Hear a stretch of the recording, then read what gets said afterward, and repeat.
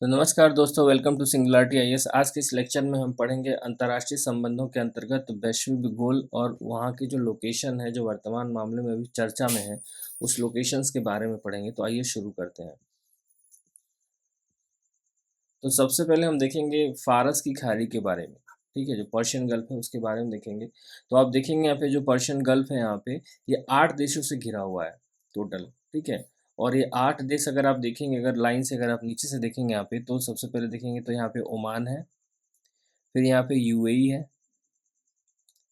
फिर यहाँ पे कतर है, फिर बहरीन है, फिर यहाँ कुवैत है, इराक है, और ये सऊदी अरबिया का ये जो बॉर्डर लाइन है, ये सऊदी अरबिया ये जो हिस्सा है इसका भी कोस्ट यहाँ पे लगा हुआ है, तो इसकी भी बॉर्डर है, और ईरान की। तो टोटल आप देखेंगे तो 8 है, जिसमें ईरान, इराक, कुवैत, सऊदी अरब, बहरीन, कतर, संयुक्त अरब अमीरात यूएई और ओमान।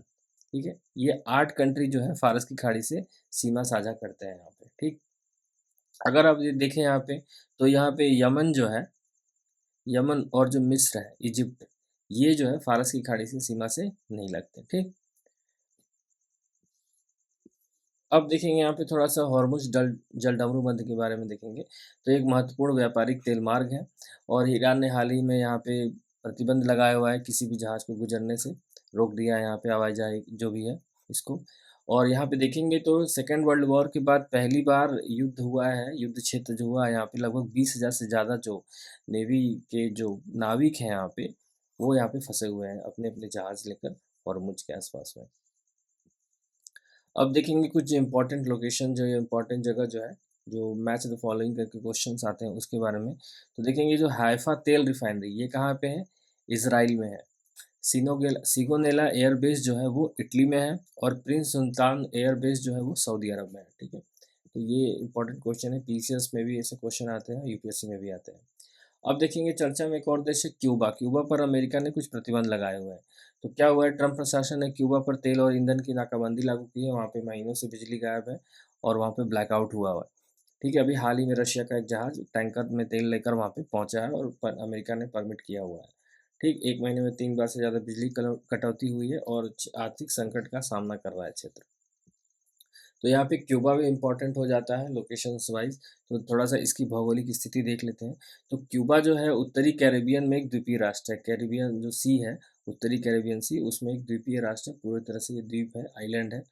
और इसके उत्तर में यूनाइटेड स्टेट ऑफ अमेरिका है, और इसके जो उत्तर में यूनाइटेड स्टेट ऑफ अमेरिका है, और जो वेस्ट साइड में है यहाँ पे मैक्सिको है, यहाँ पे मैक्सिको है।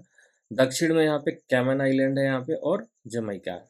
ठीक है, तो ये इसकी लोकेशन भी इम्पोर्टेंट है, तो इसको भी एक बार पढ़ना है हमको। फिर एक और देश यहाँ पे चर्चा में था बीच में, ग्रीनलैंड, जिस पर ट्रंप बोल रहे थे कि हम यहाँ पे कब्जा करेंगे ग्रीनलैंड को। तो ये भी इम्पोर्टेंट हो जाता है यहाँ पे। तो यहाँ पे देखेंगे 2-3 जगह हैं ग्रीनलैंड के जो इम्पोर्टेंट है। पहले तो ग्रीनलैंड जो है वो डेनमार्क का पार्ट है, डेनमार्क का ही हिस्सा एक क्षेत्र है। यहाँ पे नारसार सुवाक जो है, एक दक्षिण ग्रीनलैंड में गहरे पानी का जो है बंदरगाह है इस साइड में। ठीक है, और कांगेरले सुवाक जो है वो बड़े बड़े जो विमान हैं उनके लिए रनवे है लंबा सा। ठीक है, यहाँ पर इस वाले हिस्से में ये जो हिस्सा दिख रहा है, तो ये दोनों जो जगह इंपॉर्टेंट हो जाता है। इसके अगर देखेंगे वेस्ट में तो बैफिन की खाड़ी है। ठीक, यहाँ पे देखेंगे तो ग्रीनलैंड सी है। यहाँ ग्रीनलैंड के ऊपर उत्तरी और पूर्वी छोर में फ्राम स्ट्रेट है, और अलग अलग ग्लेशियर्स हैं यहाँ पे। तो ये जो है इम्पोर्टेंट हो जाता है यहाँ पर। अब यहाँ की भू राजनीति क्या है, तो अमेरिकी सेना ग्रीनलैंड में अपने सैन्य उपस्थिति बढ़ा रही है। पेंटागन डेनमार्क के साथ 3 अतिरिक्त स्थलों तक पहुँच के लिए बातचीत कर रहा है। ये दोनों स्थान द्वितीय विश्व युद्ध और शीत युद्ध के दौरान अमेरिकी ठिकाने थे यहाँ पर। ठीक है, और आर्कटिक क्षेत्र रणनीतिक रूप से बहुत महत्वपूर्ण है यहाँ। यहाँ पे रेयर अर्थ मटेरियल्स हैं, और गैस और तेल के भी भंडार हैं यहाँ पर। एक और जगह है कश्मद्वीप।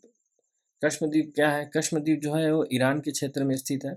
द्वीप पर डिसैलिनेशन प्लांट लगा था, मतलब जो समुद्र का पानी है उसको प्योरीफाई करके पीने योग्य बनाने वाला एक प्लांट लगा हुआ था, वो हवाई हमले से क्या हो गया, क्षतिग्रस्त हो गया।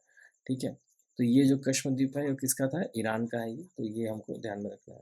एक हम लेक्चर लेकर आएंगे जिसपे जो करंटली जितने भी द्वीप और आइलैंड है फिलहाल ईरान के, और कंट्री उसके उस पर हम विस्तार से थोड़ा-सा चर्चा करेंगे और जो कंट्री है अभी से जो ये वॉर चल रहा है उसके दौरान जो-जो कंट्री अफ़ेक्ट हुई है, उसकी जियोपॉलिटिकल लोकेशंस भी देखेंगे हम, ठीक है? तो आज के लिए इतना ही, मिलते हैं अगले लेक्चर में, तब तक के लिए धन्यवाद।